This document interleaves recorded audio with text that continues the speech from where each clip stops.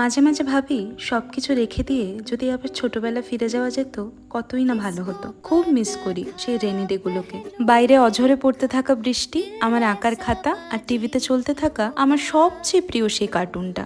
এই হোয়াইট টি শার্টটা অনেকদিন ধরেই রাখা ছিল কিছু ডিজাইন করার জন্য। প্রতিদিনই তো কিছু না কিছু ফুল এমব্রয়ডারি করি, আজ ভাবলাম একটু অন্য কিছু বানাই।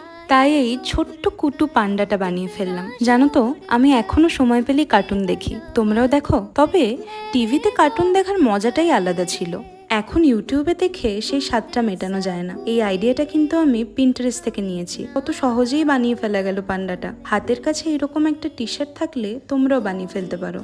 এত ইনোসেন্স আছে না এই প্রাণীটার মধ্যে, দেখলেই মন ভালো হয়ে যায়। বহুদিন এক কোণে পড়ে থাকার পরে টি শার্টটার অবশেষে একটা গতি করা গেল। আর এই ছোট্ট পান্ডাটা তোমাদের কেমন লাগলো অবশ্যই জানিও।